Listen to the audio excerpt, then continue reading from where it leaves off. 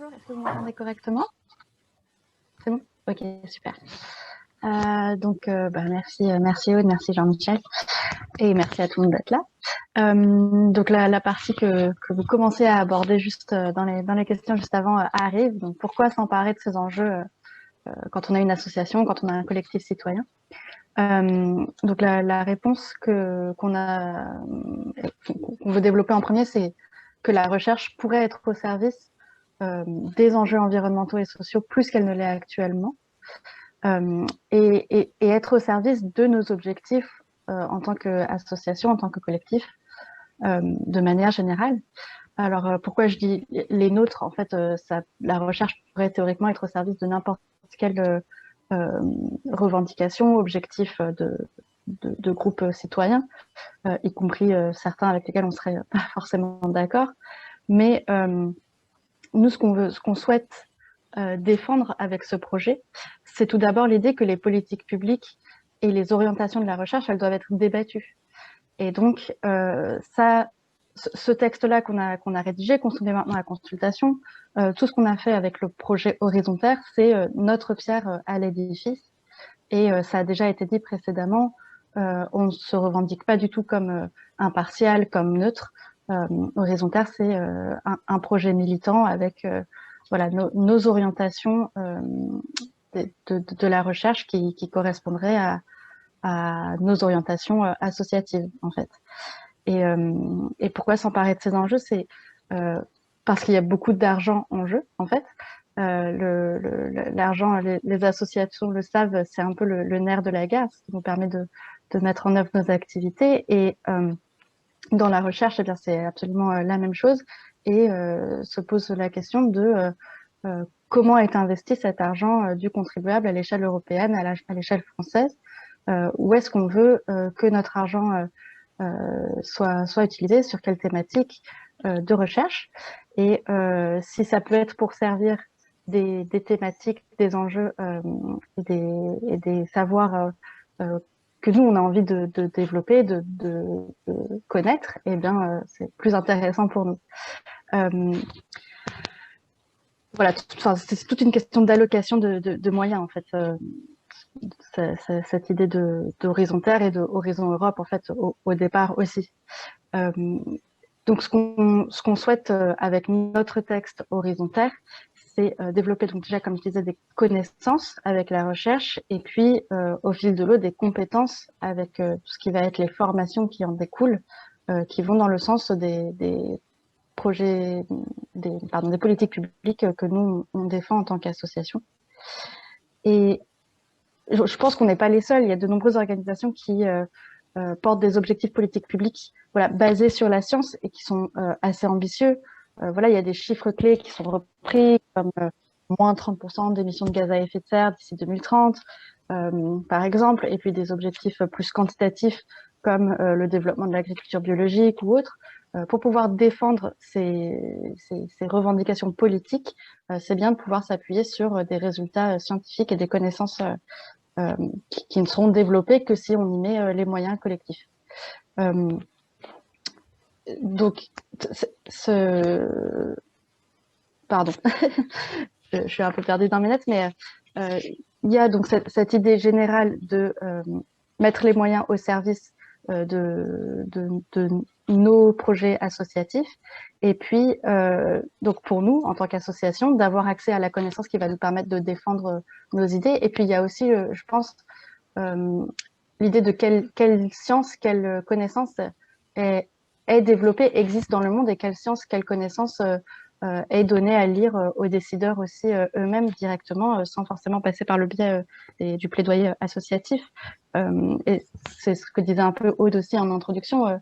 Est-ce qu'on a envie que telle ou telle thématique soit encore source de production de connaissances, ou est-ce que voilà, sur tel sujet on a déjà assez de connaissances et de toute façon c'est pas vers là qu'on veut aller. Ça c'est aussi un argument pour nous de pourquoi les associations devraient, selon nous, s'emparer de ces enjeux de manière plus théorique, en plus d'avoir directement un intérêt elles-mêmes. Et puis, on doit avouer qu'il y a aussi un intérêt pour nous que les associations s'emparent de notre projet. C'est un petit peu comme les scénarios Négawatt ou les rapports d'Oxfam, de Greenpeace, etc. On a besoin qu'ils soient diffusés collectivement par le plus grand nombre d'associations, de collectifs possibles pour être entendus aujourd'hui. Donc, on espère qu'on peut compter sur vous pour nous soutenir par solidarité associative, on va dire. Je veux bien que tu passes à la diapo suivante, s'il te plaît, Aude. Peut-être pour rendre ça sur quel est l'intérêt pour les associations elles-mêmes, pour rendre ça un petit peu plus concret, je vais prendre l'exemple d'Ingénieurs sans frontières. Donc effectivement, il y a une intervention tout à l'heure de Claude Mirodados qui disait que l'imbrication de la recherche et de l'enseignement, c'est quelque chose qu'il faut garder en tête. Et en fait, pour nous, c'est vraiment le point de départ de notre participation à ce projet-ci horizontaire. Une activité centrale de notre association et de notre fédération, qu'on ne devine pas forcément derrière le nom Ingénieurs sans frontières, mais c'est le programme Former l'ingénieur citoyen. Notre objectif avec ce programme, c'est de changer la pratique du métier d'ingénieur pour la mettre au service de la société, des citoyens et citoyennes et de la transition écologique. C'est un programme qu'on porte depuis 10 ans, même un peu plus, je crois, maintenant. Et concrètement, c'est tout un travail de sensibilisation, d'information, de questionnement des étudiants et étudiantes dans les campus, et tout un travail de plaidoyer tant à l'échelle locale, donc en accompagnement de ces élèves ingénieurs, qu'au niveau national, par exemple auprès de la CTI ou de ce genre d'instances. Et donc nos revendications, elles sont détaillées dans un manifeste qu'on a adopté en 2013 déjà. Je pourrais vous mettre le lien dans le chat tout à l'heure. Et comme disait Jean-Michel quand il a présenté nos structures, elles portent à la fois sur les méthodes pédagogiques un petit peu, la gouvernance de la formation des ingénieurs, beaucoup. Et puis évidemment le contenu de nos formations. Voilà, quand on suit une formation d'ingénieur géologue, qu'est-ce qu'on apprend sur les différents minerais, qu'est-ce qu'on apprend sur la pollution, qu'est-ce qu'on apprend sur la dépollution, etc. Et du coup, sur ce qui est du contenu de ce qui est enseigné, on juge Ingénieurs sans frontières qu'on a besoin de nouvelles connaissances, de nouvelles compétences pour transmettre aux générations d'ingénieurs une pratique différente de leur métier. J'ai l'impression que la présentation a disparu. Est-ce que c'est seulement chez moi? Non, c'est bon, tout va bien. Je vais peut-être en profiter pour vous mettre le lien de notre manifeste dans le chat, parce que je l'ai à disposition juste là. Hop. Je crois que c'est revenu. Merci, Aude. Voilà, donc concevoir des programmes de recherche responsables, c'est quelque chose qu'on juge impératif pour les formations d'ingénieurs au sein d'Ingénieurs sans frontières, mais je pense que ça vaut aussi dans la plupart des formations aujourd'hui. Et on le voit d'ailleurs avec, au-delà d'Ingénieurs sans frontières, qui est mobilisé là-dessus depuis longtemps, on voit aujourd'hui beaucoup de mouvements étudiants, de mouvements de jeunes, associatifs, collectifs ou autres structures qui se créent depuis quelques années et qui ont des revendications très proches des nôtres, tant dans le domaine ingénieur que dans d'autres formations. Donc voilà pour ce qui est de la partie imbrication, recherche, enseignement, et puis quelque chose qui se rapprochera peut-être plus du projet associatif d'autres associations qui travaillent sur des enjeux écologiques et sociaux, c'est qu'au sein d'Ingénieurs sans frontières, on a une fédération qui compte un grand nombre de groupes locaux étudiants, mais on a aussi deux thématiques qui rassemblent plutôt des professionnels jeunes, ou parfois un petit peu moins jeunes, sur d'une part les enjeux d'agriculture et d'alimentation, donc ISF Agrista, et d'autre part sur les enjeux énergétiques et climatiques. Donc ça, c'est Ingénieurs sans frontières RISET pour résilience, sobriété énergétique et transition. Ça, c'est une association dont moi je fais partie personnellement, et donc j'ai participé au groupe d'Horizontaire sur les enjeux énergie, habitat, mobilité. Et puis il y avait une personne d'Agrista dans le groupe agriculture et alimentation. Et donc, pour ces 2 associations membres, qui sont les GTI, on a un intérêt à voir se développer des savoirs dont on va pouvoir s'emparer pour voilà, développer notre réflexion, notre point de vue sur les enjeux sur lesquels on travaille dans le domaine professionnel et sur lesquels on mène des projets associatifs. Voilà pour l'exemple d'Ingénieurs sans frontières. Si vous avez des questions tout à l'heure, n'hésitez pas. Et puis, je vais rentrer maintenant dans la partie plus comment s'emparer de ces enjeux avec la diapo suivante, s'il te plaît. Oui, voilà. Donc là, la phase dans laquelle on est, la consultation des associations portant des objectifs écologiques et sociaux sur le texte qu'on a co-rédigé, elle va nous permettre de mieux étayer et de diffuser un plaidoyer pour une recherche au service de la société. En fait, le texte issu de la consultation, donc une sorte de deuxième version du texte qui est maintenant disponible, constituera une première proposition pour porter ce plaidoyer.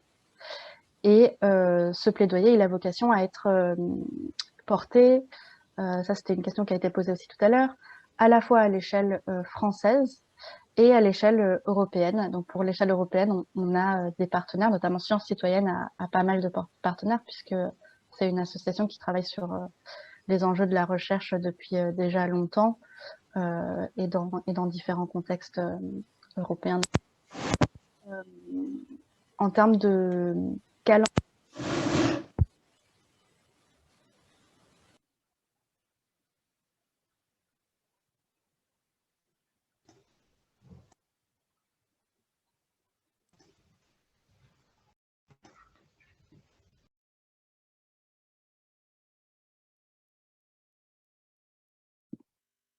Attention, Margot, ton micro a été coupé, je crois.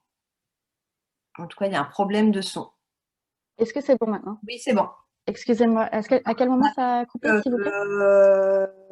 3 minutes, je pense, 1 minute, enfin, quand tu parlais du fait qu'on s'adresse aux 2 échelles, française et européenne. Ok. Bon, ça va alors. Je disais juste que du coup, l'association Sciences Citoyennes, pardon, a déjà pas mal de partenaires à l'échelle européenne pour porter le plaidoyer à cette échelle-là, de par d'autres projets qui ont été développés ou auxquels a participé Sciences Citoyennes. Et puis, je revenais sur quelque chose qui a été évoqué dans le chat tout à l'heure, qui est que le programme Horizon Europe est déjà bien avancé et qu'on a peut-être peu de chances de l'influencer aujourd'hui. Et alors ça, c'est assez vrai, mais on espère, avec ce projet horizontaire, pouvoir créer du débat et peut-être même influencer la déclinaison nationale de Horizon Europe à l'échelle française, qui n'est pas encore tout à fait arrêtée. Et puis, il faut savoir que du coup, les programmes de recherche les programmes de financement de la recherche européens sont redébattus pour des périodes de 3 ans. Le programme horizontaire et Horizon Europe, il est rédigé pour une période de 6 ans et à la moitié de cette durée, il sera rediscuté pour une nouvelle allocation de fonds. Et donc, on espère à ce moment-là aussi pouvoir participer au débat public. Une autre chose que qu'on voulait souligner dans la présentation d'aujourd'hui, c'est, comme le disait déjà Jean-Michel tout à l'heure, notre texte, il se veut une proposition parmi d'autres. C'est encore une fois un projet militant et donc les membres de Horizontaire, les gens qui ont participé jusque-là à la rédaction de la première version du texte, se réservent le droit d'arbitrer entre les contributions qui pourraient totalement être contradictoires entre elles ou et peut-être ne pas correspondre à nos valeurs, à nos projets politiques, à nos idées de politique publique, pardon. Donc voilà, c'est ce que je voulais écrire là. J'ai fait une petite erreur de copier-coller, mais je voulais dire on se réserve le droit d'arbitrer. Et je vais peut-être terminer ma présentation là-dessus. On organise aussi ce webinaire parce que actuellement, notamment avec la crise sanitaire et puis de manière générale, en fait, dans le développement de cette politique publique de recherche, on note un peu une absence d'espace institutionnel pour la concertation. Et donc, on espère créer des espaces, créer des leviers pour porter ce plaidoyer. Et pour cela, on a notamment besoin de relais et de partenaires. Donc, si vous avez des suggestions, on est tout à fait à l'écoute maintenant et puis par mail par la suite. Voilà, j'ai terminé pour ma part.